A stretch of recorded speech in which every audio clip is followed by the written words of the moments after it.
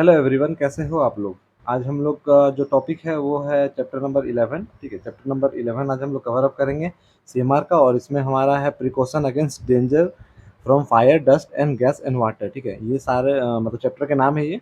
इसी में से हम लोग आज अपने टॉप मतलब मोस्ट इंपॉर्टेंट एमसीक्यू क्वेश्चन जो एग्जाम पर्पस के लिए ज़रूरी है और जो आ सकते हैं वो सब करने वाले हैं। ठीक है, तो चलिए बढ़ते हैं हम लोग पहले क्वेश्चन की ओर। और गाइस एक चीज़ और है, ठीक है, अगर मेरा कोई क्वेश्चन गलती हो जाता है या फिर कोई आंसर मैं गलत बता देता हूँ, क्योंकि कभी-कभी होता क्या है कि क्वेश्चन मैंने टीम तैयार कर दी है, ठीक है, तो कुछ-कुछ आंसर गलत रहते हैं, तो वैसे में आप लोग मुझे कमेंट कर दिया कीजिए, ठीक है, ताकि मुझे भी पता चले और मैं उसे बाद में सुधार सकूँ, ठीक है।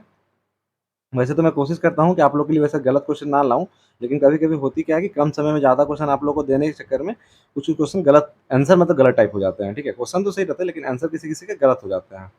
तो चलिए हम लोग बढ़ते हैं आज का पहला क्वेश्चन की तरफ। हमारा आज का पहला क्वेश्चन है क्या? Within what time frame must the owner, agent और manager inform regional inspector if the percentage of inflammable gases so as to bring into seam into higher degree of gassiness.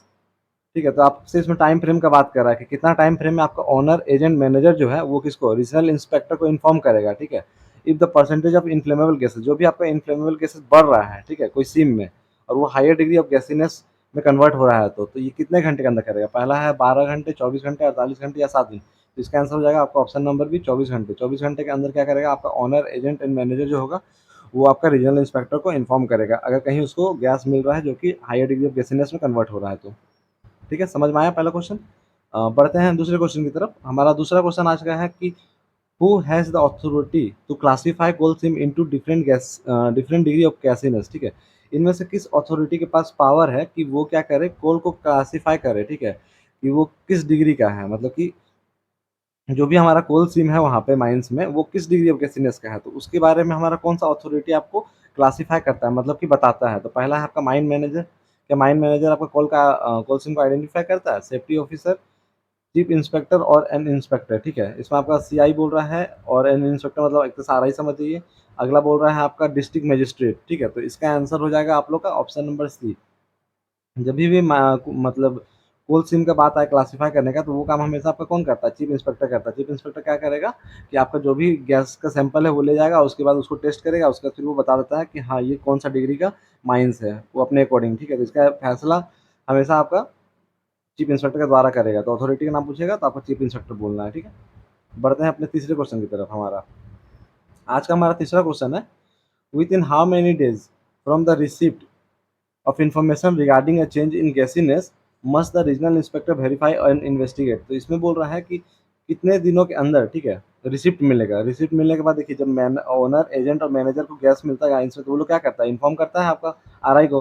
तो RI को जब inform करेगा तो वो receipt मिला ना RI को, तो वो रिसिप्ट मिला उसको इन्फॉर्मेशन के रिगार्डिंग, मतलब इन्फॉर्मेशन रिगार्डिंग किस चीज़ का, चेंज इन गैसीनेस, कि माइंस में जो भी गैसीनेस है, मतलब कि अगर फर्स्ट डिग्री का माइंस है तो वो किस डिग्री में कन्वर्ट हो रहा है, तो उसके लिए अगर ज़्यादा गैस मिलेगा तो सेकंड या थर्ड डिग्री होगा। तो वही बोल रहा है कि चेंज इन गैसीनेस हुआ तो रीजनल इंस्पेक्टर उसको कितना समय में वेरीफाई करेगा और इन्वेस्टिगेट करेगा।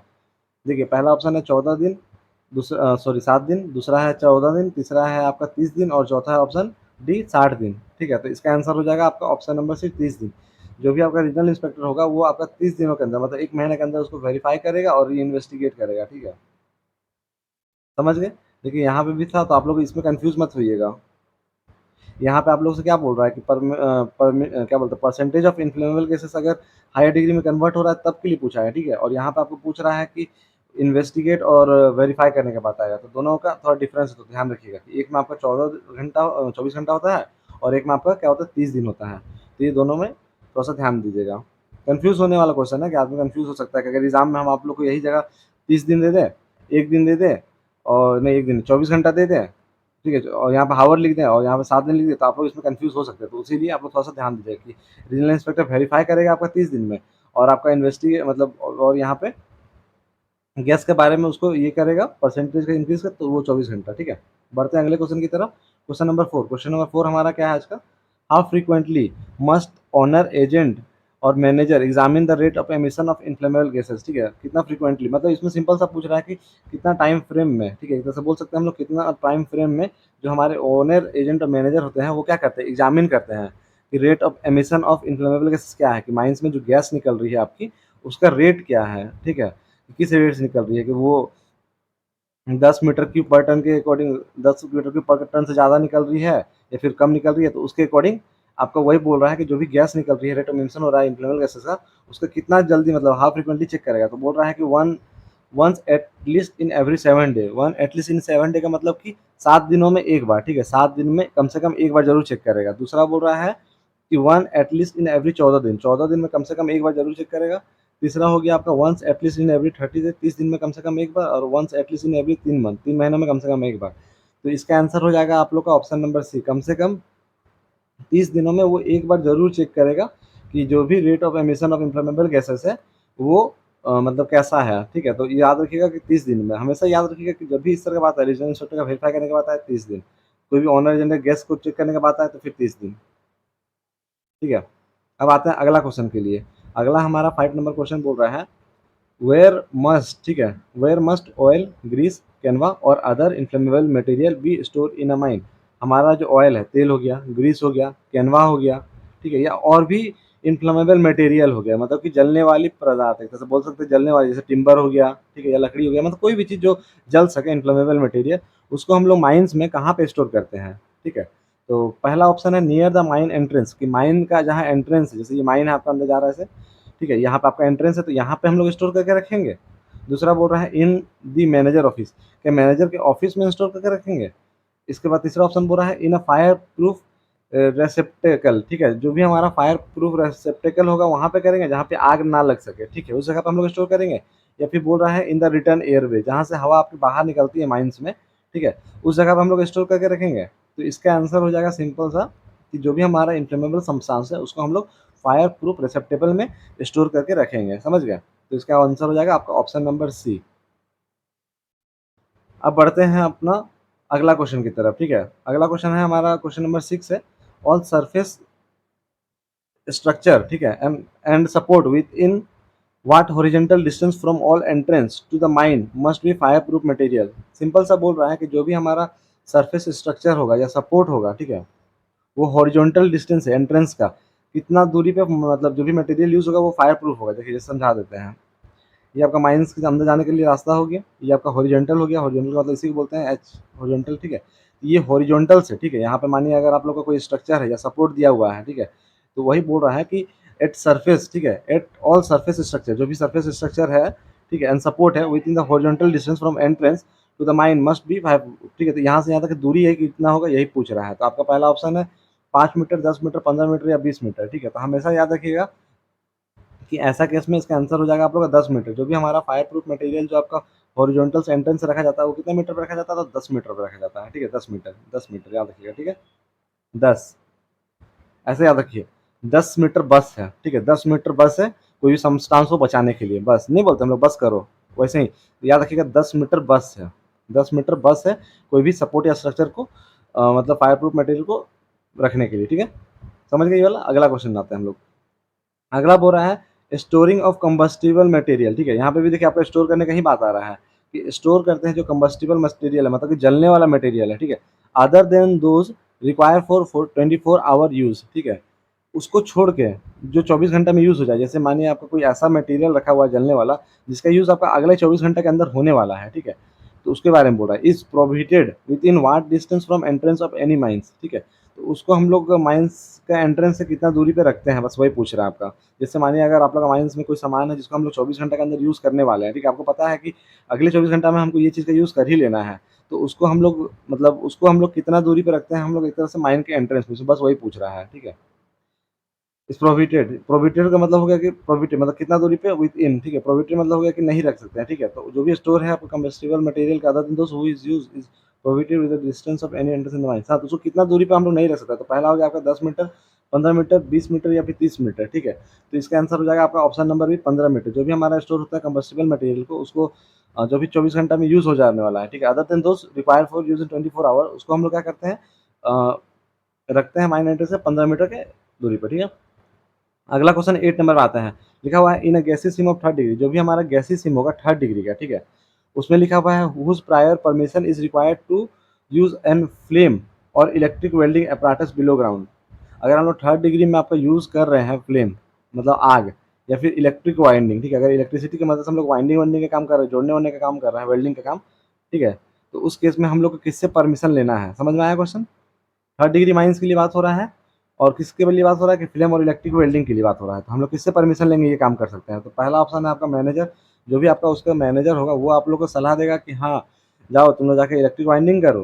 दूसरा हो गया आपका सेफ्टी ऑफिसर, सेफ्टी ऑफिसर आपको बोलेगा कि हाँ इलेक्ट्रिक वाइंडिंग करो। तीसरा हो गया आपका रीजनल इंस्पेक्टर, चौथा हो गया चीफ इंस्पेक्टर। तो याद रखिएगा इसका आंसर हो जाएगा आपका रीजनल इंस्पेक्टर, ठीक है। रीजनल इंस्पेक्टर का परमिशन से ही आप लोग माइंस के अंदर फ्लेम और इलेक्ट्रिक वेल्डिंग का काम करते हैं, ठीक है। तो इसका याद रखिएगा रीजनल इंस्पेक्टर। अगला क्वेश्चन आते हैं हम लोग क्वेश्चन नंबर 9 की तरफ। क्वेश्चन नंबर 9 क्या बोल रहा है, व्हाट मटेरियल इज एक्सप्रेसली, ठीक है, किस मटेरियल को हम लोग स्पेशली प्रोहिबिट करते हैं from being use in construction of a fire dam और स्टॉपिंग। तो हम लोग सिंपल सा बताना है कि हम लोग इसमें से कौन सा मटेरियल का यूज नहीं करते हैं, which material is expressly prohibited from the use of construction of fire dam and stopping. Fire dam और स्टॉपिंग बनाने के लिए हम लोग ब्रिक्स एंड मोटार का यूज करते हैं। तो ऑब्वियस सी बात है कि अगर हम लोग को चाहिए तो हम लोग करते हैं इसका, जो जलता ना हो, क्योंकि फायर डैम है मतलब कहीं ना कहीं CH4 का एक तरह एक्सप्लोजन है। फायर डैम का मतलब क्या होता है, CH4 मीथेन का जो एक्सप्लोजन होता है उसी को हम लोग क्या बोलते हैं, फायर डैम बोलते हैं। तो अगर हम लोग कंस्ट्रक्शन कर रहे हैं फायर डैम से या स्टोपिंग बचाने के लिए, तो ब्रिक्स और मोटर का यूज़ कर सकते हैं क्योंकि ये जलेगा नहीं। सैंड का यूज़ ये भी कर ही सकते हैं, सीमेंट का यूज़ कर सकते हैं, जलता नहीं है। लेकिन shale and other carbonaceous material का इस्तेमाल नहीं कर सकता। अदर कार्बोनियस मेटेरियल का कहने का मतलब है कि जो सामान आपका कार्बन से बना हो, क्योंकि कार्बन में जल जाता है। कोयला जो है वो भी एक तरह का कार्बन ही है, ठीक है। तो कोयला भी कार्बोनियस मटेरियल है, तो क्या कोयला का इस्तेमाल करेंगे हम लोग फायर डैम को बचाने के लिए, तो खुद आग पकड़ लेगा। तो इसका आंसर हो जाएगा आपका ऑप्शन नंबर डी, ठीक है, 9 का आंसर डी। तो याद रखिएगा कभी भी हम लोग अगर कंस्ट्रक्शन करते हैं फायर डैम का या फिर कोई भी स्टॉपिंग का, तो उस केस में हम लोग कोई भी सेल या फिर अदर कार्बोनेशियस मटेरियल का इस्तेमाल हम लोग नहीं करते हैं, समझ गए। तो आंसर हो जाएगा डी, बाकी ये सब का इस्तेमाल करते हैं। अब आते हैं हम अपना आज का 10वां क्वेश्चन पे। 10वां क्वेश्चन आपसे क्या पूछ रहा है, how often must the air in return airway of every unisolated group be tested percentage of carbon monoxide. तो इसमें वही बोल रहा है कि जो रिटर्न एयरवे में, ठीक है, रिटर्न एयरवे में जो आपका अनआइसोलेटेड ग्रुप से टेस्ट किया हुआ मतलब परसेंटेज है कार्बन मोनोऑक्साइड का, वो हम लोग कितना समय पे लेंगे। तो वही बोल रहा है कि वंस एटलीस्ट इन एवरी 24 घंटा, 24 घंटा में कम से कम एक बार, once at least in every 7 day, 7 दिनों में कम से कम एक बार, one at least in every 14 days, या फिर one at least in every 30 days. तो इसका आंसर हो जाएगा जो भी ऐसा रिटर्न एयरवेज में अगर हम लोग अनआइसोलेटेड ग्रुप से टेस्ट के लिए परसेंटेज लेते हैं कार्बन मोनोऑक्साइड का, तो वो हम लोग कब लेते हैं, तो हर 7 दिन में एक बार लेते हैं, समझ गए। याद रखिएगा रिटर्न एयरवे का बात हो रहा है, अनआइसोलेटेड ग्रुप का बात हो रहा है, और परसेंटेज ऑफ कार्बन मोनोऑक्साइड का बात हो रहा है। इस केस में आंसर क्या है आपका, once at least in every 7 day. देखिए जितना भी हम आप लोग का डाटा वाला क्वेश्चन है ना, वो सारा आज करवा रहे हैं, क्योंकि डाटा वाला क्वेश्चन से ही इसमें क्वेश्चन पूछ सकता है। और आप लोग इसमें कंफ्यूज हो जाएगा कि CI होगा, RI होगा, फिर डेट, क्योंकि इसमें बहुत सारा डेट है, ठीक है, 7 दिन, 14 दिन, 24 घंटा, तो उसीलिए। और देखिए अगर मैं गलत भी हो सकता हूँ कहीं कहीं, तो आप लोग एक बार जरूर क्रॉस चेक कीजिएगा, ठीक है, ताकि मुझे भी पता चले कि हाँ ये क्वेश्चन मैंने गलत बता दिया आप लोगों को, ठीक है। अगला है आपका question number 11, how often must the air be completely analyse to determine the CO form and O2 absorb ratio. इसमें बोल रहा है कि हाउ ऑप्टेन, हम लोग कैसे ऑप्टेन करते हैं, मस्ट जो एयर होगा वो कम्प्लीटली एनालाइज और डिटरमाइन हो जाए CO2 form and O2 absorb ratio में। तो ये हम लोग का वंस इन एवरी 7 दिन, 7 दिन में करते हैं, वंस एवरी इन 14 दिन, 30 दिन, या फिर वंस एटलीस्ट इन 3 महीना, मतलब 3 महीना में कम से कम एक बार करेंगे। तो इसका आंसर हो जाएगा आपका ऑप्शन नंबर सी। जो भी हमारा एनालिसिस होगा कार्बन डाइऑक्साइड और O2 जो मतलब कितना कार्बन डाइऑक्साइड आपका बना और कितना O2 उसको एब्जॉर्ब किया, ठीक है। तो इसका रेशियो हम लोग कब डिटरमाइन करते हैं, तो इसको हम लोग डिटरमाइन करते हैं वंस एटलीस्ट इन एवरी 30 दिन, हर 30 दिन में कम से कम एक बार जरूर हम लोग इसको एनालाइज करेंगे। अब बढ़ते हैं हम अपना अगला क्वेश्चन की तरफ, क्वेश्चन नंबर 12। क्वेश्चन नंबर 12 आपसे क्या पूछ रहा है, ऑल अनयूज वर्किंग, ठीक है, नॉट सील ऑफ। जो भी आपका अनयूज वर्किंग है, अनयूज वर्किंग मतलब जहाँ काम नहीं चल रहा हो, ठीक है, नॉट सील ऑफ एरिया का बात नहीं कर रहा कि जिसको बंद कर दिया गया है, must be inspected bye a competent person. उसको कौन इंस्पेक्ट करेगा, एक कॉम्पिटेंट पर्सन के द्वारा इंस्पेक्ट किया जाएगा, for any fire risk at least once in every, ठीक है। तो इसका आंसर मुझे आप लोग से कमेंट में चाहिए, आप लोग सबको मुझे इसका आंसर कमेंट कीजिएगा, ठीक है।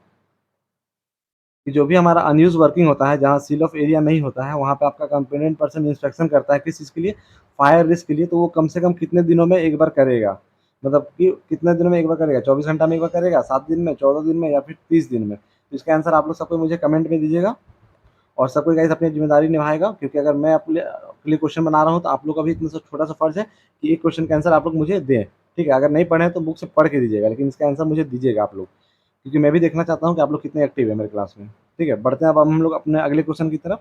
हमारा अगला क्वेश्चन है क्वेश्चन नंबर 13 के बारे में। ठीक है,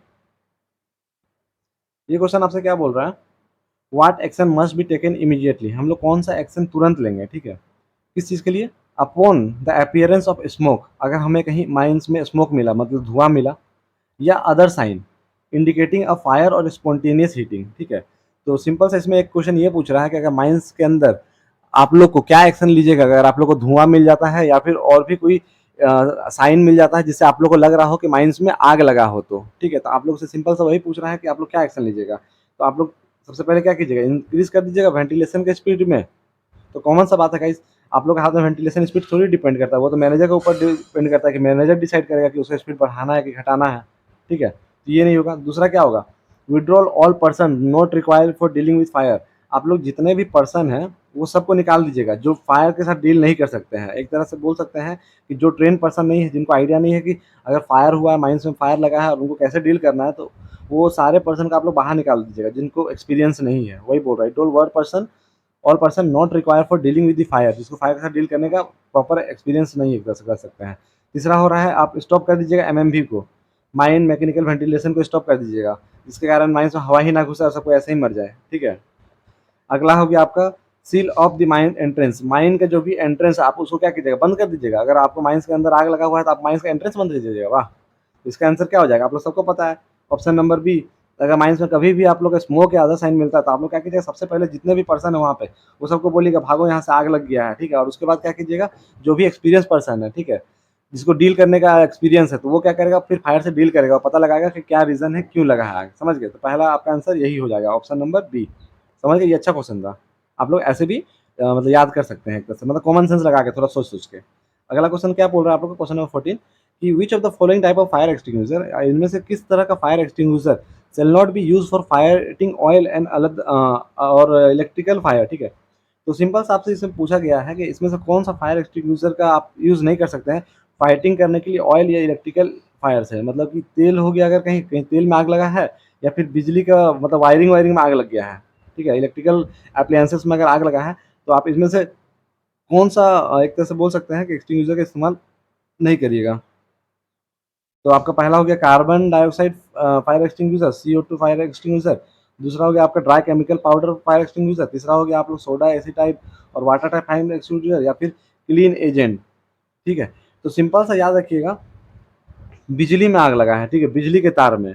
और कहाँ आग लगा है, तार में आग लगा है, वायर मतलब वायर क्या बोलते हैं एक तरह से, ऑयल में। ठीक है, ऑयल मतलब हो गया आपका जो भी आपका तेल वेल हो गया उसमें। तो आप लोग कभी देखे हैं कि अगर आप लोग घर में कुछ चीज़ फ्राई करते हैं, ठीक है, फ्राई करते हैं आप लोग कुछ चीज़ घर में अगर बनता है और उसमें तो जो तेल गर्म होता है उसमें पानी का छिटका डालते हैं, पानी डालते हैं तो क्या होता है, छिटकता है पूरा।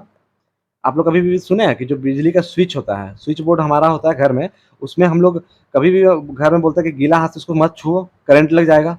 समझ गए, तो उसी तरह माइंस में भी जो भी फायर एक्सटिंग्विशर हम लोग इस्तेमाल नहीं करना है ऑयल और इलेक्ट्रिक अप्लायंसेस को, मतलब इलेक्ट्रिक फायर को डील करने के लिए, वो आपका हो जाता है सोडा एसिड टाइप और वाटर टाइप। ठीक है, सोडा एसिड या वाटर टाइप, यही इसका आंसर हो जाएगा कि वाटर। क्योंकि वाटर क्या होगा कि वाटर अगर रिएक्ट करेगा ऑयल के साथ तो वहाँ पे बहुत बड़ा एक्सप्लोजन हो सकता है। ठीक है, और आपका अगर इलेक्ट्रिक एप्लियंसेस में अगर जैसे मानिए बिजली के तार में आपका आग लगा है तो उस केस में आप लोग यूज़ करिएगा अगर वाटर वाला, तो उसमें भी क्या होगा कि आप लोगों को करंट लगने के चांसेस है। तो इस तरह भी याद कर सकते हैं कि अगर ऑयल और इलेक्ट्रिक फायर में आपको डील करना है तो आपको सोडा एसी टाइप वाटर मतलब फायर एक्सटिंग्विशर का इस्तेमाल नहीं करना है। समझ गए, अब बढ़ते हैं हम अगले क्वेश्चन की तरफ, क्वेश्चन नंबर 15। क्वेश्चन नंबर 15 क्या बोल रहा है कि फोम टाइप फायर एक्सटिंग्विशर, जो भी हमारा फोम की तरह जो होता है, फोम फोम समझे, जो शेविंग क्रीम में जो फोम बनता है, याद है हम लोग जब दाढ़ी वाड़ी बनाते हैं तो फोम निकलता है, तो वही फोम टाइप का बात कर रहा है कि जो फोम टाइप फायर एक्सटिंग्विशर होता है वो shall not be use for fighting which type of fire, उसका हम लोग इस्तेमाल नहीं कर सकते किस तरह का फायर से डील करने के लिए।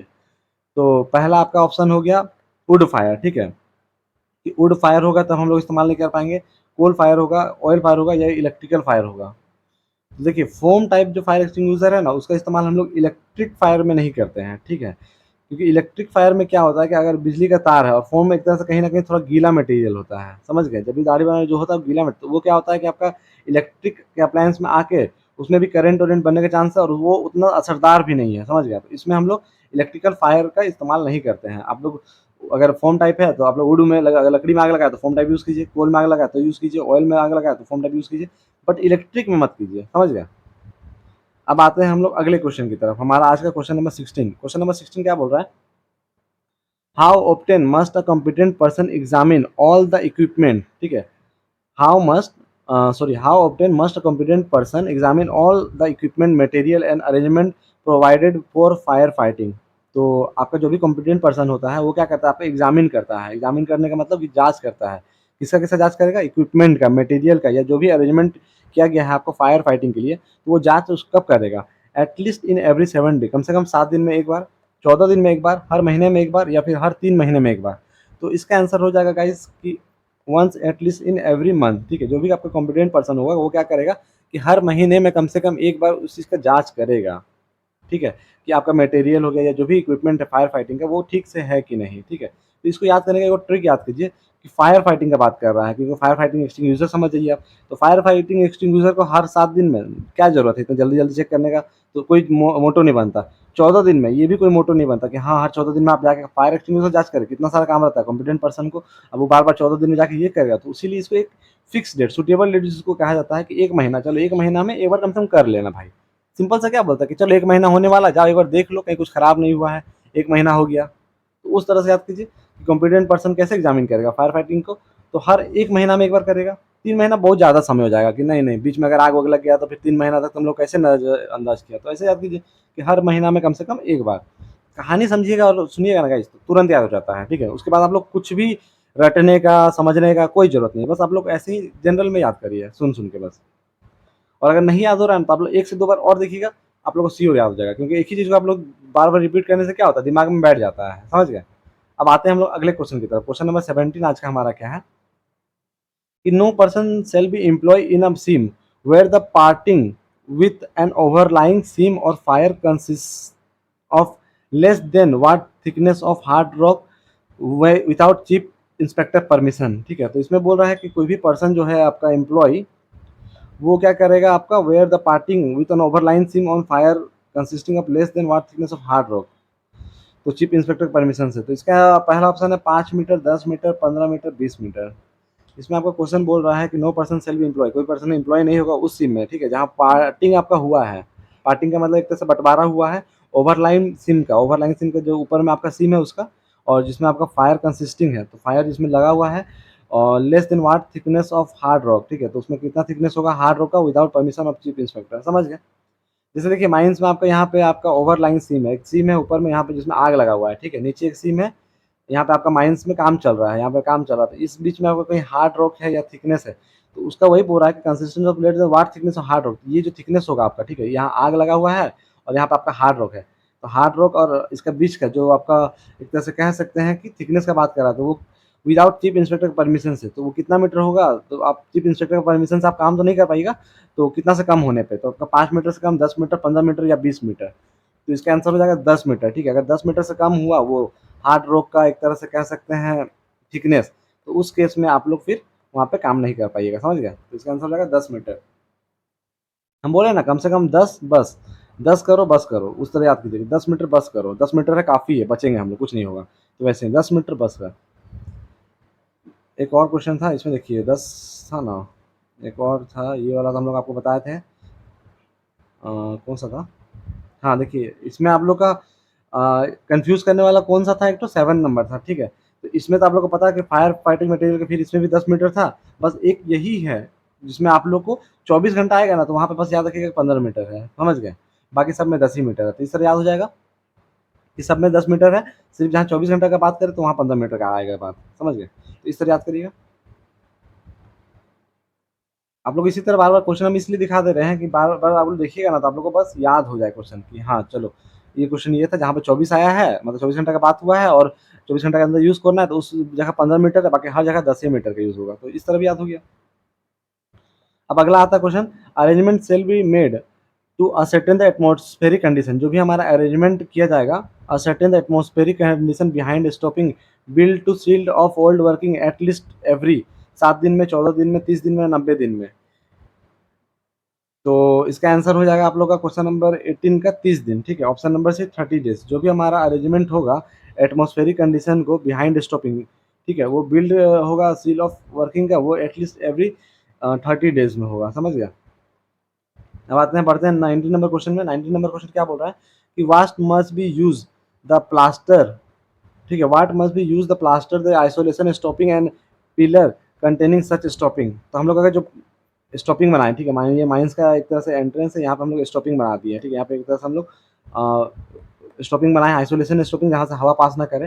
तो इसके ऊपर हम लोग क्या करते हैं, प्लास्टर करते हैं, जैसे होता है ना चूना मिट्टी का, ये फिर हम लोग प्लास्टर करते हैं कि हवा जो है इससे कहीं भी गैस वैस यहाँ से लीक ना करे। तो ये जो प्लास्टर होता है वो प्लास्टर के बारे में पूछ रहा है, वो कंटेन करता है सच स्टॉपिंग। तो वो किस चीज़ का होता है, आपका मिट्टी, मड मतलब मिट्टी का बना हुआ रहता है, मिट्टी का हम लोग प्लास्टर करते हैं। दूसरा हो गया आपका सैंड का, जो भी आपका सैंड है उसे हम लोग प्लास्टर करते हैं। तीसरा हो गया आपका फायर रेसिस्टेंट और फायर रिटार्डेंट सीलेंट, ठीक है, जो भी हमारा फायर रेसिस्टेंट है जिससे आपका आग ना बढ़ सके आगे उस चीज़ का, या फिर वो फायर रिटार्डेंट हो कि फायर को वो एक तरह से इस पर आने ही ना दे उधर। या फिर प्लास्टर ऑफ पेरिस का, कि प्लास्टर ऑफ पेरिस जो होता है चूना होता है जिसको हम लोग बोलते हैं एक तरह से उसका। तो इसका आंसर हो जाएगा आपका ऑप्शन नंबर सी।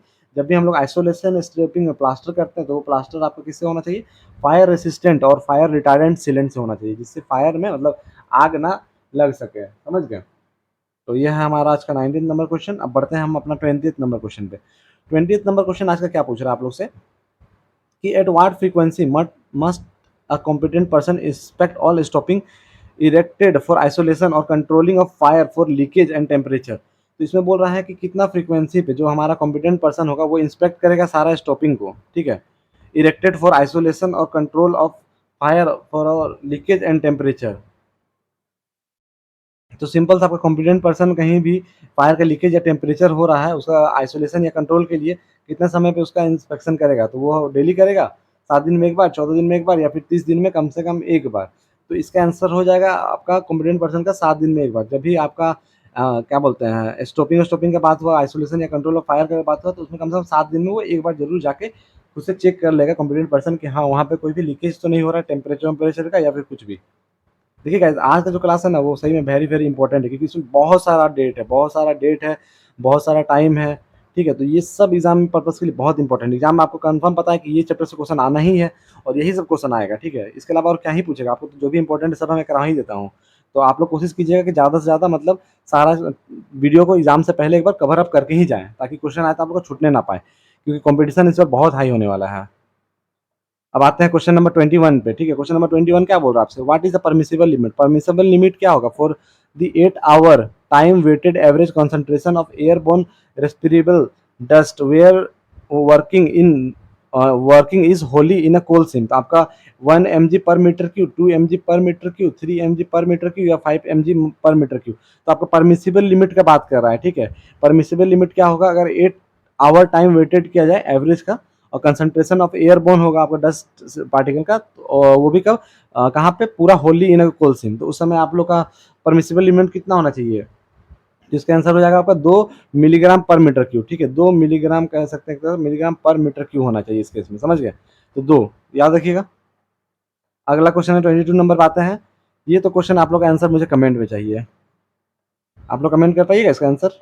चलिए देखते हैं कितना लोग इसको कमेंट में बता पाता है कि इफ फ्री रेप्लिका, ठीक है, इज प्रेजेंट इन 10%, तो what is the permission limit of airborne respirable dust in mg per metre cube. इसका आंसर आप लोग मुझे कमेंट में बताइएगा कि अगर फ्री रेप्लिका, ठीक है, जो फ्री रेस्पिरिकल रेप्रिला प्रेजेंट है आपका वो 10% है, ठीक है। तो परमिसिबल लिमिट क्या होगा आपका airborne respirable dust in 80 metre cube का।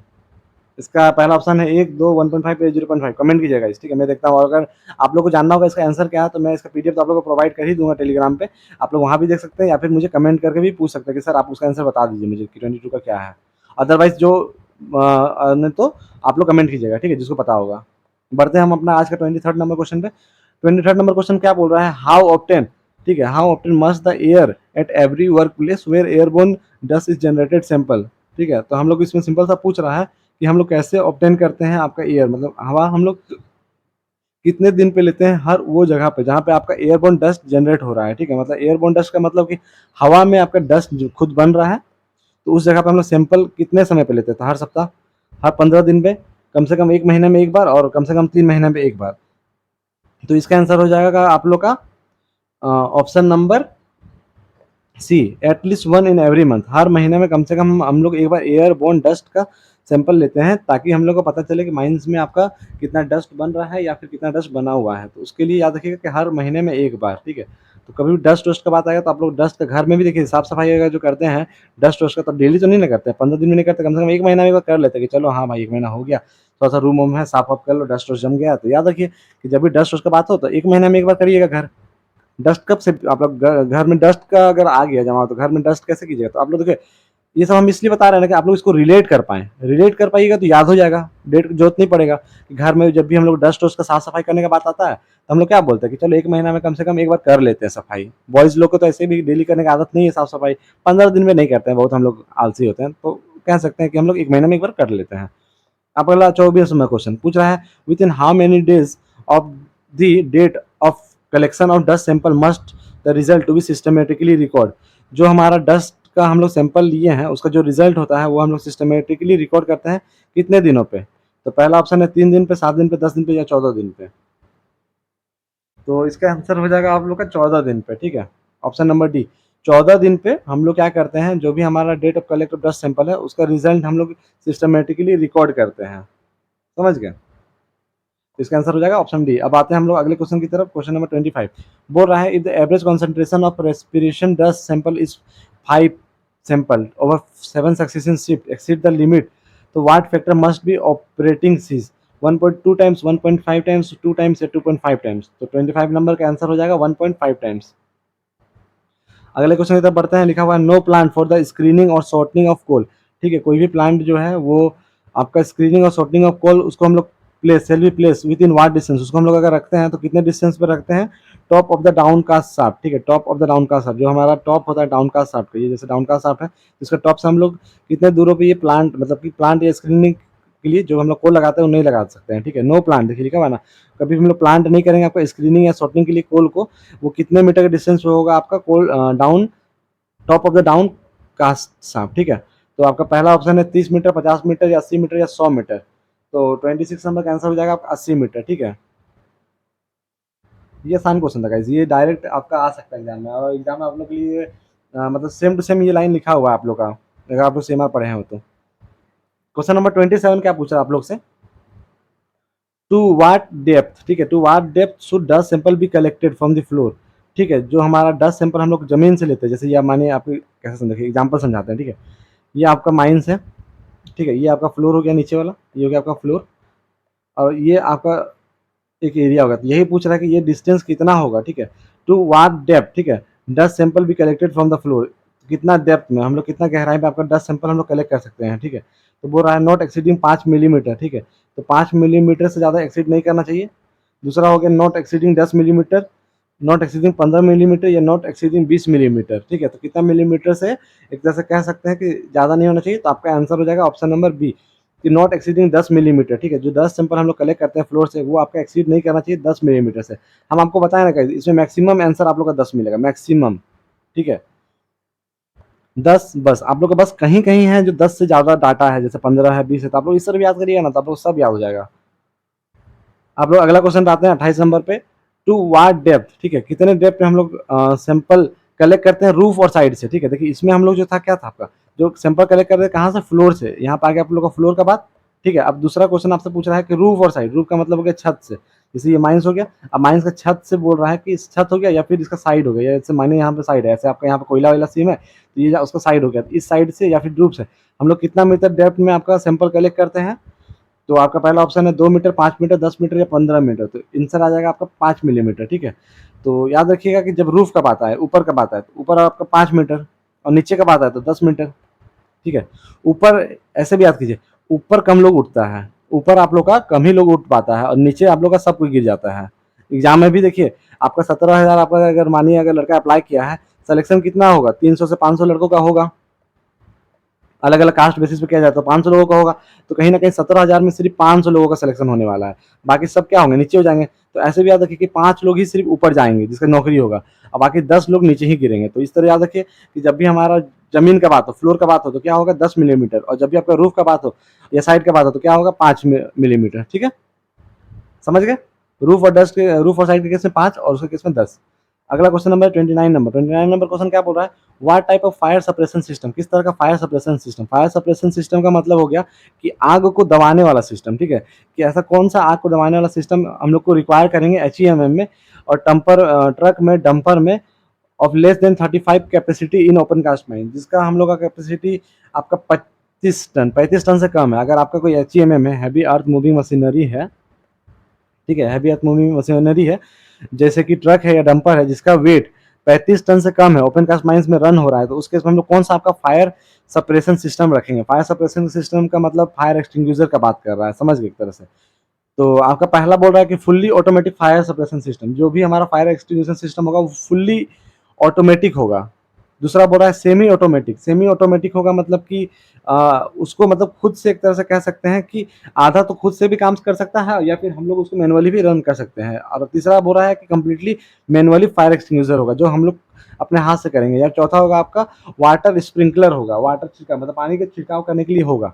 तो एक चीज याद रखिएगा गाइस, जब भी आपका 35 टन से कम का बात करेगा ना, तो उस केस में आप लोग याद रखिएगा कि आप लोग का जो भी फायर एक्सटिंग्विशर यूज कीजिएगा वो सेमी होगा, ठीक है।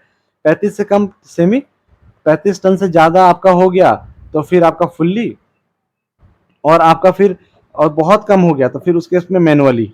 मैनुअली का मतलब देखते हैं आप लोग, जो आप लोग का जो ट्रक होता है, डंपर होता है, उसके साइड में देखिएगा फायर एक्सटिंग्विशर का एक डिब्बा रखा हुआ रहता है ऊपर में, जहाँ केबिन होता है वहाँ पे फायर एक्सटिंग्विशर का डिब्बा रखा हुआ जाता है। तो वही बोल रहा है कि जब डंपर और ट्रक का 35 किलोमीटर मतलब 35 टन से कम होगा ना ट्रक और डंपर का वेट, तो उस केस में आप लोग क्या करिएगा, सेमी रखिएगा, समझ गया। सेमी अगर रखिएगा तो उसमें आपका, अगर आप लोग नहीं भी यूज कर पाइए ना, तो वो खुद से उसमें स्प्रे हो जाता है एक तरह से, समझ गया। तो सेमी का काम वही होता है कि उसको आप लोग मैनुअली भी रन कर सकते हैं, मतलब खुद से भी, और वो ऑटोमेटिक भी रन हो सकता है। अब हम लोग का आज का आखिरी question, question 30 of the day. Question 30 of the day का आंसर आप लोग को पढ़ लेते हैं एक बार, फिर बताएंगे, ठीक है। अनयूज वर्किंग, जो हमारा अनयूज वर्किंग हो रहा है, connected to the surface through a walkable entrance must be inspected for a sign of illicit distillation of liquor at least one in every. Answer आप लोग मुझे कमेंट में कीजिएगा, हम आपको क्वेश्चन समझा देते हैं। बोल रहा है जो भी आपका अनयूज वर्किंग है, जहाँ पे आपका वर्किंग नहीं हो रहा है, मतलब अनयूज वर्किंग का मतलब क्या हो गया, जहाँ वर्किंग नहीं हो रहा है। अब वो जगह आपका कहाँ से कनेक्ट है, सरफेस से कनेक्ट है। जैसे माइंस में आप लोग का यहाँ अनयूज वर्किंग है, यहाँ पे काम नहीं चल रहा है, और ये आपका सरफेस से कनेक्टेड है, ठीक है, थ्रू अ वॉकेबल इंटरेस्ट। ये जो जगह है ये जाने के लिए, मतलब पैदल जाने के लिए है, ठीक है। तो आपका मस्ट ऑन इंस्पेक्टर और साइन ऑफ इलिक्ट डिस्टिलेशन, अगर आपको वहाँ पे कोई साइन मिला है इलिक्ट डिस्टिलेशन ऑफ लिक्विड का, मतलब कि दारू का बोतल कोई फेंका हुआ है या कोई साइन मिला है, तो उस केस में आप लोग क्या करिएगा, एटलीस्ट इन वन एवरी, ठीक है, आप लोग कम से कम कितने दिनों पे वहाँ पे एक बार इंस्पेक्शन कर लीजिएगा जाके कि हाँ वहाँ पे कोई दारू वारू तो नहीं पी रहा है। तो 7 दिन, 14 दिन, 30 दिन या 60 दिन, ठीक है। तो आप लोग मुझे कमेंट कीजिएगा और मैं आप लोग का कमेंट का इंतजार करूंगा कि इसका आंसर मुझे कर देता है। ये आसान क्वेश्चन है, तो मुझे सबका आंसर चाहिए कमेंट में। और साथ ही साथ गाइस 2 इंपॉर्टेंट अनाउंसमेंट है। एक तो आप लोग का मंडे को, जो कि होने वाला है कल 9 बजे सुबह को, मैं ऑनलाइन आने वाला हूँ लाइव, आप लोग का एक तरह से CMR का मैराथन कराने वाला हूँ, ठीक है। तो आप लोग में से जितने कोई का पॉसिबल हो सके वो जरूर कल सुबह 9 बजे लाइव सेशन ज्वाइन कीजिए, और साथ में ही मिलकर हम लोग दोनों को, आप और हम लोग दोनों मिलकर अपना तैयारी को मतलब आपकी तैयारी को बूस्ट करेंगे और साथ ही क्वेश्चन का आंसर देंगे, ठीक है। पहला अनाउंसमेंट ये हो गया। और दूसरा अनाउंसमेंट ये है गाइस कि मैं और भी आप लोग के लिए इसी चैप्टर का क्वेश्चन लाया हूँ, ठीक है। वो मैं पहले बना चुका था, लेकिन वो क्वेश्चन और ये क्वेश्चन मुझे लगा इंपॉर्टेंट है, तो दोनों को मैं आप लोग के लिए कंबाइन कर दूंगा, ठीक है। तो आप लोग दोनों वीडियो देख लीजिएगा, और साथ ही साथ आप लोग अगर वीडियो पसंद आई हो तो वीडियो को आप लोग लाइक कर दीजिएगा और सब्सक्राइब कर दीजिएगा चैनल को, अगर पहली बार आए हो तो। और साथ ही साथ बेल आइकन दबाना मत भूलिएगा, ताकि कल अगर हम ऑनलाइन आए तो उसका नोटिफिकेशन आप लोग को मिल जाए, ठीक है। और चलिए मिलते हैं गाइस नेक्स्ट वीडियो में, तब तक के लिए थैंक यू। और वीडियो पसंद आई हो तो गाइस एक लाइक तो जरूर कीजिएगा, इतना आप लोग कर सकते हैं, ठीक है। क्वेश्चन हम लोग का आज का है कि द ओनर, एजेंट और मैनेजर, जो भी हमारे ओनर होंगे, एजेंट होंगे या मैनेजर होंगे, वो सेल एटलीस्ट वंस, ठीक है, वो एक दिन मतलब एक बार जरूर चेक करेंगे, कितने दिनों में, इन एवरी 10 डे, ठीक है। क्या चेक करेंगे, तो एग्जामिन करेंगे rate of emission of inflammable gases, जो भी हमारा रेट ऑफ एमिशन हो रहा है इनफ्लेमेबल गैसेस का, उसको, ठीक है, इन क्यूबिक मीटर पर टन, ठीक है। और ये किस में चेक होता है, क्यूबिक मीटर पर टन में होता है। तो अगर आप लोग के एग्जाम में ये भी क्वेश्चन आ जाए कि rate of emission of inflammable gases किस में चेक होता है, और आपका ऑप्शन में ये रहे, तो आप लोग यही मारना है कि क्यूबिक मीटर पर टन, ठीक है, of coal rays and the percentage of inflammable gas in general body of air as laid down in regulation number 169। ये किसमें लिखा हुआ है, रेगुलेशन आपका 169 में है। एंड द रिजल्ट, ठीक है, and the result of every such examination shall be recorded in a bound page book kept for the purpose. तो आपका पहला ऑप्शन है 30 दिन, दूसरा है 7 दिन, तीसरा है 7 दिन और चौथा है 15 दिन। तो आपको बताना है कि इसमें आंसर क्या होगा। तो इसका आंसर हो जाएगा आपका ऑप्शन नंबर ए। जो भी ओनर एजेंट मैनेजर होंगे वो कम से कम, ठीक है, 30 दिन में एक बार जरूर आपका जो भी rate of emission of gases होगा उसको चेक करेंगे, मतलब उसको जांच करेंगे, ठीक है। अब बढ़ते हैं हम अपने अगले क्वेश्चन की तरफ। अगला क्वेश्चन हमारा है क्वेश्चन नंबर 2, ठीक है। देखिए क्वेश्चन नंबर 2 में क्या लिखा हुआ है कि obligation of owner agent manager for checking gas degree of seam. जो भी हमारे ओनर एजेंट या मैनेजर होते हैं वो हमारा चेक करते हैं, ठीक है, कि गैस का डिग्री सीम क्या है, उसके लिए ऑब्लिगेशंस क्या क्या दिए हुए हैं उनके बारे में हमें इसमें देखना है। तो पहला हमारा ऑप्शन है determine emission percentage and metre cube per ton every 30 day and record. जो भी हमारा एमिशन होगा आपका गैस का, ठीक है, उसका हम लोग एमिशन परसेंट ज्ञात करेंगे, मतलब डिटरमाइन करेंगे, एक तरह से निकालेंगे। और उसका मीटर क्यूब पर टन, ठीक है, कि 1 मीटर क्यूब में मतलब 1 टन में वो कितना मीटर क्यूब उसमें गैस निकल रहा है। और ये काम कब तक करेंगे, तो एवरी 30 डेज, हर 30 दिनों तक करेंगे और रिकॉर्ड करेंगे। तो पहला ऑप्शन हमारा ये है। दूसरा ऑप्शन हमारा है ऑब्जर्व करेंगे प्रिकॉशन, ठीक है, as per gas degree found. जो भी हम ऑब्जर्व मतलब कि प्रिकॉशन, प्रिकॉशन का मतलब एक तरह से एहतियात बरतेंगे, ठीक है, जो भी हमारा गैस उसमें मिलेगा। तीसरा बोल रहा है कि इफ गैस, ठीक है, degree is found higher inform RIM and start observing precaution of higher degree. अगर हमारा जो गैस मिलता है, ठीक है, वो हायर डिग्री का मिलता है तो हम लोग सबसे पहले क्या करेंगे कि इन्फॉर्म करेंगे RIM को। और RIM को इन्फॉर्म करने के बाद जो भी हमारा प्रिकॉशन होगा हायर डिग्री का वो सारा हम लोग लेंगे, ठीक है। तीसरा हमारा बोल रहा है कि इफ, चौथा I think, if degree found is lower, जो भी हमारा डिग्री मिला वो क्या है, लोअर मिला, तो हम लोग उसके इसमें क्या करेंगे, इन्फॉर्म करेंगे रीजनल इंस्पेक्टर को, ठीक है, RIM का मतलब हो गया रीजनल इंस्पेक्टर को। और कंटिन्यू करेंगे precaution as before until reclassification by RIM, ठीक है। और हम लोग कंटिन्यू करेंगे precaution as before until reclamation by RIM, जब तक RIM उसको रिक्लासीफाई नहीं करते कि हाँ किस डिग्री का गैस वहाँ मिला है। तो इसमें वही पूरा कि ऑब्लिगेशंस क्या क्या होंगे ओनर एजेंट मैनेजर को। तो आपका लास्ट ऑप्शन है ACD, ठीक है, ACND। तो ये सारा आपका जो ऑब्लिगेशन है ये सारा आपका एक तरह से कहें तो फॉलो होगा, मतलब ऑब्लिगेशन है ऑनर एजेंट मैनेजर का जब भी आपको गैस जो होता है चेक करना होता है डिग्री में, ठीक है, किस डिग्री में सिम मिला है। तो इसका आंसर होगा आपका ऑप्शन नंबर E। अब बढ़ते हैं अगले क्वेश्चन की तरफ, ठीक है। अगला क्वेश्चन बोल रहा है question number 3, if in a gassy seam, ठीक है, अब जो आपका गैसी सिम है the percentage of inflammable gas, जो आपका इन्फ्लेमेबल गैस का परसेंटेज है in general body of air, ठीक है, जनरल बॉडी ऑफ एयर। आप लोग मुझे बताइएगा कि जनरल बॉडी ऑफ एयर में सील ऑफ एरिया आता है कि नहीं आता है, ठीक है। आप लोग को मुझे इसका आंसर देना है कि जनरल बॉडी ऑफ एयर में सील ऑफ एरिया आता है कि नहीं। आंसर आप लोग यस या नो में मुझे दीजिएगा, ठीक है। क्वेश्चन समझ में आया कि जनरल बॉडी ऑफ एयर में सील ऑफ एरिया आता है कि नहीं। आप लोग आंसर यस या नो में देना, मैं समझ जाऊंगा, ठीक है। क्वेश्चन पे आते हैं। If in a gaseous stream, the percentage of inflammable gases in the general body of air and rate of emission of such gases increases, so as to bring that stream into a higher degree of gasiness, the owner agent manager shall within 24 hour from his knowledge of such increase inform whom, ठीक है। तो बोल रहा है कि अगर आप लोग का जो माइंस है उसमें अगर आप लोग को हायर डिग्री ऑफ गैसीनेस मतलब अगर सीम मिल गया, मतलब हायर डिग्री ऑफ गैस मिल गया, तो ऑनर एजेंट क्या करेगा उस केस में कि विदिन 24 आवर, ठीक है, वो अपना नॉलेज से इसका एक तरह से कह सकते हैं हम लोग उसका ये क्या बोलते हैं गैस का जांच करेगा और उसके बाद इन्फॉर्म करेगा किसको, वही पूरा इन्फॉर्म किसको करेगा, रीजनल इंस्पेक्टर को, चीफ इंस्पेक्टर को, डिस्ट्रिक्ट मजिस्ट्रेट को या फिर सेंट्रल गवर्नमेंट को। समझ गए। तो इसका आंसर हो जाएगा आपका option number A, regional inspector को, ठीक है। सबसे पहले वो अगर हम लोग का गैसेज सीम है, ठीक है, और उसमें हम लोग का जो percentage of inflammable gases general body of air में वो अगर बढ़ रहा है, ठीक है, तो उसको bring that seam into higher degree, और बढ़ रहा है वो गैस और उसको हम लोग चाहते हैं कि वो हायर डिग्री ऑफ गैसीनेस में कन्वर्ट कर दे। तो ऑनर एजेंट मैनेजर उसके इसमें क्या करेंगे 24 घंटे के अंदर अपने नॉलेज से उसको इंक्रीज करेंगे और इन्फॉर्म कर देंगे फिर रीजनल इंस्पेक्टर को कि हाँ हमारा जो गैस मतलब गैस माइंस है वो अपग्रेड होने वाला है, मतलब फर्स्ट डिग्री है तो सेकंड डिग्री या थर्ड डिग्री में वो कन्वर्ट हो रहा है। समझ गए। तो वही इसमें कहना चाह रहा है। अब बढ़ते हैं हम लोग अगले क्वेश्चन की तरफ। अगला क्वेश्चन है आपका क्वेश्चन नंबर 4, लिखा हुआ है एवरी इंस्ट्रूमेंट या apparatus and the system used for detection and measuring the inflammable gases shall be type and standard approved in written by the, जो भी हमारा इंस्ट्रूमेंट होगा मतलब औजार होगा या apparatus होगा या फिर जो भी सिस्टम यूज करेंगे हम लोग डिटेक्शन के लिए, ठीक है, किस चीज़ का डिटेक्शन के लिए, इन्फ्लेमेबल गैस का, या फिर मेजर करने के लिए इन्फ्लेमेबल गैस जो भी वहाँ गैस मिल रहा है कि वो किस टाइप का है और किस स्टैंडर्ड उसका क्या है, तो वो अप्रूव होगा किसके द्वारा, वो किसके द्वारा अप्रूव होगा, जो अप्रूवमेंट होगा वो आपका लिखित में होगा। यहाँ लिखा हुआ है कि approve in return by the किसके द्वारा, तो आपका regional inspector, chief inspector, manager या ऑल ऑफ द अबव। ठीक है, तो आपका 4 नंबर का आंसर हो जाएगा ऑप्शन नंबर बी। जो भी आपका इसका स्टैंडर्ड होगा आपका मतलब एक तरह से क्या बोलते हैं, जो भी इंस्ट्रूमेंट या अपैरेटस होगा वो आपका उसका स्टैंडर्ड आपका अप्रूव होगा आपका चीफ इंस्पेक्टर के द्वारा, ठीक है, सीआई के द्वारा। तो यहाँ पे चीफ इंस्पेक्टर ऑफ माइंस होगा। तो समझ गए कि अगर आपका इंस्ट्रूमेंट या फिर अपैरेटस का बात किया जाए डिटेक्शन के लिए, तो वो सब आपका अप्रूव कौन करता है? चीफ इंस्पेक्टर ही करता है। ये सब केसेस में होगा गाइस, ठीक है। पूरा अगर पूरा का पूरा सीएमआरएम में आप लोग देखिएगा ना, और आप लोग उसमें पढ़िएगा कि इंस्ट्रूमेंट हो गया या कोई भी डिवाइस हो गया जो आप लोग माइंस में लगाते हैं सेफ्टी पर्पस के लिए या डिटेक्शन के लिए, तो वो 99% केस में गाइस आपका अप्रूवल कौन करता है? तो वो आपका चीफ इंस्पेक्टर ऑफ माइंस करता है, ठीक है। तो ये चीज़ आप लोग ध्यान रखिएगा कि कभी भी ऐसा क्वेश्चन आए तो अगर आप लोग नहीं भी पढ़े हो तो उसमें आराम से चीफ इंस्पेक्टर मारिएगा ऑप्शन में, ठीक है, क्योंकि वही आंसर होने वाला है मैक्सिमम केसेस में। कुछ केसेस में आपका रीजनल इंस्पेक्टर होता है, लेकिन मैक्सिमम केसेस में मैं बता रहा हूँ कि अगर आप लोग कंफ्यूज हो गए और अगर नहीं भूल गए तो उस केस में बता रहा हूँ।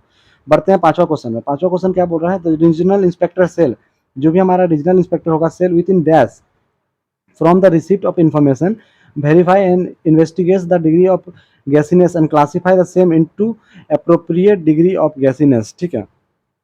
तो इसमें आपका बोल रहा है कि जो भी आपका रीजनल इंस्पेक्टर होगा वो विद इन कितना, ठीक है, कितना दिन में वो क्या करेगा, आपका रिसिप्ट जो होगा इन्फॉर्मेशन का उसको वेरीफाई करेगा, इन्वेस्टिगेट करेगा और आपका डिग्री ऑफ गैसीनेस को क्लासीफाई कर देगा, ठीक है। Same into the appropriate degree of gassiness, मतलब कि सिंपल सा समझिए कि आपका रीजनल इंस्पेक्टर ये काम को कितने दिनों में करेगा कि हाँ आपका माइंस में आके इंस्पेक्शन कर लिया, आपको डिग्री जो मिला वो डिग्री के बारे में बता दिया कि फर्स्ट डिग्री से वो कन्वर्ट हो गया है आपका सेकंड या थर्ड डिग्री माइंस में। तो ये सब जो पूरा काम होगा वो रिसिप्ट मिलने का, जो इन्फॉर्मेशन दिया जाएगा आपका ऑनर एजेंट या मैनेजर के द्वारा, उस ऑनर एजेंट मैनेजर द्वारा जो रिसिप्ट में उनको इन्फॉर्मेशन दिया जाएगा तो वो कितने दिनों के अंदर कर देगा, वही आपसे पूछा जा रहा है। समझ गए? तो पहला ऑप्शन है आपका 30 दिन, दूसरा है 60 दिन, तीसरा है 90 दिन, चौथा है 15 दिन। तो इसका आंसर हो जाएगा इस 30 डेज, ठीक है। आपका ऑप्शन नंबर ए कि जो रीजनल इंस्पेक्टर है वो 30 दिनों के अंदर क्या करेगा, आपका इन्फॉर्म मतलब रिसिप्ट मिलने के बाद वेरीफाई और इन्वेस्टिगेट करेगा डिग्री ऑफ गैसीनेस और क्लासीफाई कर देगा उसको कि वो किस डिग्री का है एक्यूरेटली। समझ गया? ये आपका लिखा हुआ है रेगुलेशन नंबर 133 का 4 में, ठीक है। अगर आप लोग को पढ़ना है तो आप लोग उसमें भी पढ़ सकते हैं, उसमें ये चीज़ साफ साफ मेंशन है, ठीक है। The regional inspector shall within 13 days from the receipt of the information verify and investigate the degree of gassiness and classify the same in appropriate degree of gassiness. समझ गए? अब बढ़ते हैं अगले क्वेश्चन की तरफ गाइस। इसमें ज़्यादा क्वेश्चन नहीं है तो इसीलिए आप लोग आराम से रहिए, क्योंकि हम सारा क्वेश्चन आप लोग को डिटेल में इसीलिए समझा दे रहे हैं, ठीक है। अगला है छठा नंबर क्वेश्चन, लिखा हुआ है during monthly check in degree to gassy seam. जो आपका मंथली चेक होता है डिग्री टू गैसी सिम में, और gas degree in panel A is found in degree 2 in panel B and degree 1 in a main return degree 1 you will observe precaution 4, ठीक है। क्या बोल रहा है फिर से पढ़िए। ड्यूरिंग मंथली चेक, ठीक है, मंथली में जब चेक करते हैं हम लोग कब, इन अ डिग्री 1 गैस सिम, ठीक है, पहला डिग्री में, मतलब पहला डिग्री का गैसी सिम है उसको हम लोग चेक किए, ठीक। Gas degree in panel A is found to be degree 2। जो हमारा पैनल ए है, मतलब मानिए फर्स्ट डिग्री गैसी सिम का पैनल ए है, उसमें क्या हुआ कि हम लोग जो गैस मिला वो कौन डिग्री का गैस मिला, वो आपको मिला सेकंड डिग्री का गैस। समझ गए?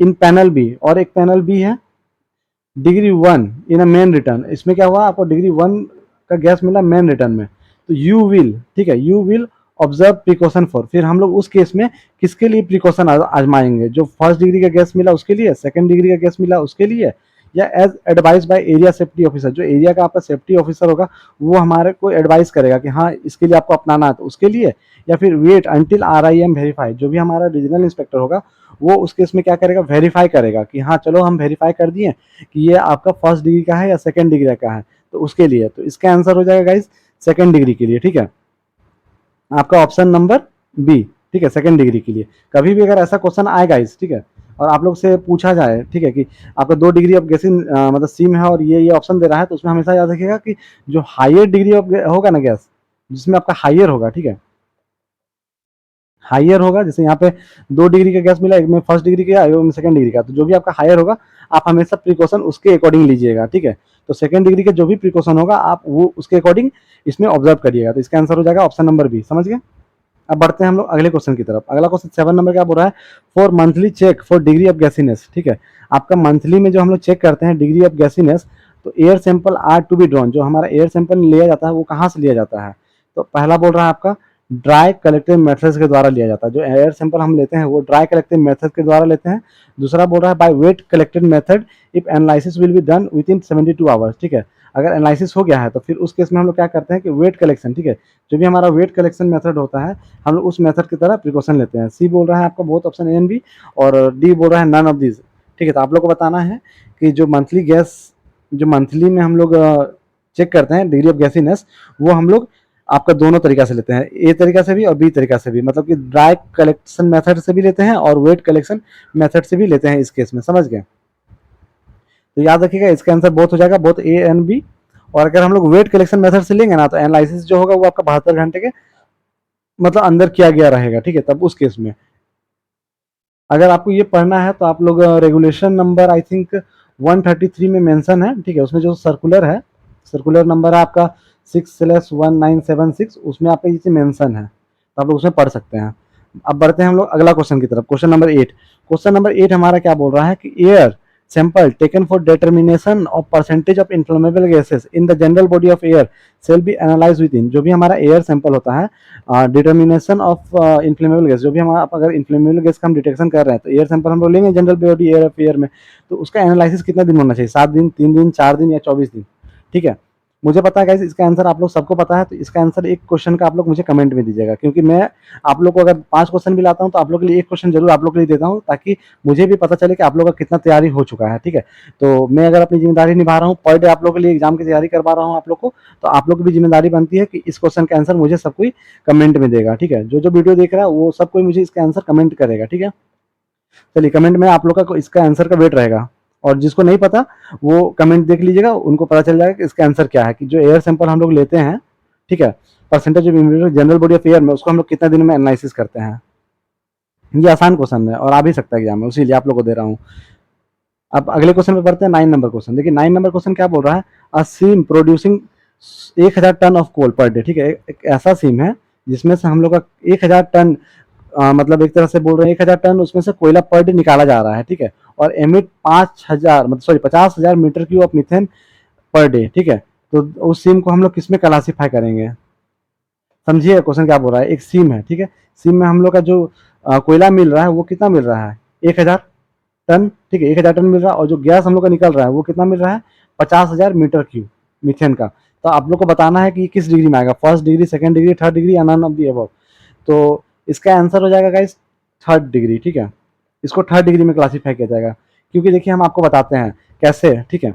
आप लोग ये चीज़ सीख लीजिए, अगर एग्जाम में ऐसा क्वेश्चन आया तो आप लोग कंफ्यूज नहीं होगा। देखिए मीथेन अगर हम लोग निकालेंगे, मीथेन पर टन, ठीक है, मीथेन यहाँ हम ऐसे लिखते हैं CH4 पर टन, ठीक है। CH4 पर टन निकालने का फॉर्मूला क्या होता है, total gas production by total coal production. तो हम लोग इसको काटते हैं तो आता है आपका कितना, 50 मीटर क्यूब पर टन, ठीक है, 50 मीटर क्यूब पर टन आपका आ गया यहाँ से। अब आप एक चीज़ बताइए, आप लोगों ने पढ़ा है कि जो भी मतलब कि 10 से ज़्यादा होता है, अगर 10 से ज़्यादा मीटर क्यूब पर टन में अगर आप लोग का गैस मिल रहा है तो उसको हम लोग किस कैटेगरी में क्लासीफाई करते हैं, आप लोग बताइए। उसको हम लोग क्या बोलते हैं, थर्ड डिग्री में बोलते हैं। तो इसका आंसर क्या हो जाएगा, थर्ड डिग्री, क्योंकि यहाँ पे 50 डिग्री तक आप लोग को मिला है, याद है, 50 मीटर क्यूब पर टन तक आप लोग को इसमें मिला है। तो ये आपका किस डिग्री में आएगा, थर्ड डिग्री में आएगा। तो इस तरह करके आप लोग निकाल सकते हैं। आप लोग के लिए एक क्वेश्चन हम देते हैं, ठीक है, ये क्वेश्चन का आंसर तो आप लोग दे दिए। अगर मेरा क्वेश्चन ये है कि 1000 टन आपका कोल प्रोडक्शन है, ठीक है, 1000 टन कोल प्रोडक्शन है जो कि सेम है, और आपका जो गैस निकल रहा है मीथेन का, वो मीथेन गैस आपका 5000 निकल रहा है इस बार, ठीक है, 50,000 छोड़ के नहीं 5000 निकल रहा है। तो फिर आप लोग को बताना है कि वो किस डिग्री में आएगा, ठीक है, ये किस डिग्री में आएगा, आप लोग को आंसर कमेंट में कीजिएगा, ठीक है। जिसको समझ में आया वो जरूर आंसर कमेंट में करेगा, और नहीं समझ में आया तो गाइस आपके पास रिपीट का ऑप्शन है, आप लोग एक बार रिपीट कीजिए और फिर से देख लीजिए, ठीक है, ताकि आप लोग को भी दोबारा समझ में आ जाएगा, एक बार में नहीं समझ में आया तो, ठीक है। अब बढ़ते हैं हमका आज का लास्ट क्वेश्चन की तरफ। आज का हमारा लास्ट क्वेश्चन इतना ही है, 10 क्वेश्चन। 10वां क्वेश्चन क्या बोल रहा है, a coal mine in having one only one district producing 144 ton per day, ठीक है। अगर हमारा कोई कोल माइन है जिसमें 144 डिग्री टन, ठीक है, पर डे कोल प्रोडक्शन हो रहा है, और इन्फ्लेमेबल गैसेस जो आपका रिटर्न में निकल रहा है वो 0.6 है, और एयर फ्लो जो है वो कितना है, 50 मीटर क्यूब पर मिनट है। तो आपको बताना है कि आपका वो माइंस है वो किस डिग्री का है, समझ गए। देखिए तो इसको आप निकालने का तरीका सीखिए। अगर हम लोग गैस जो दिया हुआ है आपका, ठीक है, गैस जो है वो कितना दिया हुआ है, 50 मीटर क्यूब पर मिनट है, ठीक है, 50 मीटर क्यूब पर मिनट, और देखिए रिटर्न में कितना स्पीड से निकल रहा है, तो 0.6% के अकॉर्डिंग, ठीक है। तो आप लोग जो gas metre cube per ton निकालिएगा वो कैसे निकालिएगा, 50 इंटू 0.6, जो क्या आएगा आपका 0.3 मीटर क्यूब पर मिनट, समझ गए। ये आपका क्या आएगा, मीटर क्यूब पर मिनट, ठीक है। अब वही आप gas metre cube per ton निकालने जाइएगा तो उस केस में आप लोग क्या कीजिएगा, 0.3 इंटू 60 इंटू 24 बाय 144, ठीक है। और इसका आंसर आ जाएगा आपका 3 मीटर क्यूब पर टन, ठीक है, 3 मीटर क्यूब पर टन, जो कि 3 मीटर क्यूब एक तरह से 1 से ज़्यादा है बट 10 से कम है। तो ये कौन सा डिग्री में आएगा आपका, सेकंड डिग्री में आ जाएगा, समझ गए। अगर नहीं आप लोग को समझ में आया ना तो हम इसका आप लोग का सॉल्यूशन जो है वो आप लोग का दिया हुआ रहेगा, ठीक है। सॉल्यूशन में आप लोग का इसका सॉल्यूशन नीचे दिया हुआ है, देखिए आप लोग दिखा देते हैं, आप लोग वहाँ से भी आप लोग देख सकते हैं अगर नहीं समझ में आया तो। देखिए यहाँ पे क्योंकि मिट जा रहा है हम लिख रहे तो देखिए यहाँ पे आप लोग का आंसर दिया हुआ है कि कैसे कैसे सॉल्व किया है, तो आप लोग इस तरह भी समझ सकते हैं। ये फॉर्मूला है, ठीक है, इसको समझाने लायक नहीं है। और इसका पीडीएफ हम आप लोगों को टेलीग्राम चैनल में डाल देंगे। अगर आप लोग फर्स्ट टाइम हमारे चैनल में आए हैं तो चैनल को सब्सक्राइब कर लीजिए, और अगर वीडियो पसंद आए हो तो वीडियो को लाइक कर लीजिए। और हमारा टेलीग्राम चैनल का नाम है द स्टडी स्प्रिंट, ठीक है, द स्टडी स्प्रिंट, जो हमारा चैनल का भी नाम है। और ऑब्वियसली इस चैनल से हमारा टेलीग्राम चैनल है, आप लोग को सारा पीडीएफ और वीडियो इसी मिलेगा। अगर नहीं मिल रहा है तो आप लोग हम डिस्क्रिप्शन में लिंक डाल देंगे, आप लोग वहाँ से देख लीजिएगा, ठीक है। अब आते हैं कुछ कुछ की पॉइंट्स में, ठीक है, कुछ कुछ की नोट्स आप लोग के लिए हम लाए हैं कि देखिए डिग्री 1 गैसीय माइंस कब होता है, जब वहाँ पे जनरल बॉडी ऑफ एयर अगर 1% से कम हो और आपका जो गैस निकल रहा है वो भी 1 मीटर क्यूब पर टन से कम हो, तो उस केस में हम लोग बोलते हैं फर्स्ट डिग्री, सेकंड डिग्री और थर्ड डिग्री। है ऑब्वियसली आप लोग सबको पता होगा, तो ये चीज़ आप लोग याद रखिएगा। अब कुछ इंपॉर्टेंट प्रोविजन है जो इसके रिलेटेड है, हमको लगा आप लोग को बताना चाहिए, इसीलिए हम आप लोग के लिए यहाँ पे ले आए हैं। जैसे देखिए ओनर एजेंट मैनेजर जो है वो क्या करेंगे, चेक करेंगे रेट ऑफ एमिशन, ठीक है, और गैस परसेंटेज वो कब करेंगे, एटलीस्ट 30 दिन, ठीक है, हर 30 दिन में एक बार जरूर वो सब चेक करेंगे, ठीक है। अगला आपका बोल रहा है कि जो गैसिनेस इंक्रीज हो रहा है, ठीक है, जो गैस आपका बढ़ रहा है उसको इन्फॉर्म किया जाएगा रीजनल इंस्पेक्टर को 24 घंटे के अंदर, और उसके बाद ऑब्जर्व किया जाएगा हायर डिग्री ऑफ प्रिकॉशन उसमें तुरंत, ठीक है। आपका जो भी माइंस मानी गैस मिला, ठीक है, मानी माइंस में आपको बहुत ज़्यादा अमाउंट में गैस मिला, 20 metre cube 20 metre cube per ton के अकॉर्डिंग गैस मिल रहा है, ठीक है। और उस केस में आप लोग क्या कीजिएगा, 24 घंटे के अंदर आप लोग क्या कीजिएगा, रीजनल इंस्पेक्टर को इन्फॉर्म कर दिए, और जो भी आपका थर्ड डिग्री हो या सेकंड डिग्री माइंस हो उसका जो भी प्रिकॉशन है आप लोग हायर डिग्री का, जितना भी हायर पॉसिबल हो पाए हायर डिग्री का प्रिकॉशन फिर उस केस में लीजिएगा, समझ गए। तीसरा क्वेश्चन बोल रहा है कि इफ इट इज डिग्रीज, जो भी आपका गैस हो रहा है वो क्या हो रहा है, डिग्रीज हो रहा है, तो उस केस में भी आप लोग क्या कीजिएगा, इन्फॉर्म कीजिएगा आरआईएम को, but continue operation observing current precaution until RIM classify. फिर भी आप लोग देखिए अगर गैस घट रहा है, जैसे आपका 20 मीटर की पर टन कोल प्रोडक्शन के अकॉर्डिंग गैस मिल रहा था, वो घट के आपका 5 मीटर की हो गया, ठीक है, तो उस केस में भी आप लोग क्या कीजिएगा, 20 मीटर की पर टन के अकॉर्डिंग ही आप लोग प्रिकॉशन लीजिएगा, जब तक आपका आरआईएम उसको रिक्लासीफाई ना कर दे कि हाँ आपका फर्स्ट डिग्री में या सेकंड डिग्री में वो कन्वर्ट हो गया थर्ड डिग्री का गैसीय माइंस, तो ये बोल रहा है। अगला आपका बोल रहा है कि आरएएम जो है वो मस्ट करेगा, वेरीफाई करेगा और रिक्लासीफाई करेगा 30 दिन के अंदर, ठीक है। वो क्या करेगा, वेरीफाई भी कर लेगा और रिक्लासीफाई कर लेगा 30 दिन के अंदर, उसको जब भी इंफॉर्मेशन मिलेगा तब। All detection instrument must be approve by chief inspector. आपका जो भी इंस्ट्रूमेंट होगा उसको कौन अप्रूव करेगा, चीफ इंस्पेक्टर के द्वारा अप्रूव होगा, और वो अप्रूव क्या होगा, पीरियोडिकली कैलिब्रेटेड, ठीक है, वो पीरियोडिकली कैलिब्रेटेड किया जाएगा। तो एक चीज़ हम आपको बताया था गाइस कि कोई भी डिटेक्शन का इंस्ट्रूमेंट होगा ना वो सारा आपका चीफ इंस्पेक्टर के द्वारा ही अप्रूव होता है, तो ये चीज़ याद रखिएगा, ठीक है। आई थिंक आप लोग को वीडियो अच्छा लगा, और हम आपके लिए चैप्टर 11 से ही अगला वीडियो में हम कोशिश करेंगे कि आप लोग के लिए चैप्टर 11, 12 और 13, क्योंकि कम टाइम बचा है तो ये ले आए, ठीक है। और एक इंपॉर्टेंट अनाउंसमेंट है गाइस, आप लोग का महामैराथन होने वाला है मंडे को, ठीक है, महामैराथन आप लोग का कब होने वाला है, मंडे को, तो आप लोग सबको इसमें ज्वाइन होइएगा। सुबह टाइमिंग है आप लोग का 9 बजे से, ठीक है। जो क्लास कर रहे हैं उनको मैं बता दूं कि मंडे को होने वाला आप लोग के लिए महामैराथन, जिसका टाइमिंग है आपका 9 बजे से, ठीक है, तो सबको रेडी रहिएगा। और इसमें हम लोग आपको बता दें कि सीएमआर का हम लोग सारा चैप्टर कवर अप करने वाले हैं, आई थिंक 1 से लेकर 17 तक, या जितना पॉसिबल हो पाए, तो ये जरूर मिस मत करिएगा, ठीक है, वेरी वेरी इंपॉर्टेंट। चलिए मिलते हैं गाइस अब नेक्स्ट वीडियो में, तब तक के लिए थैंक यू।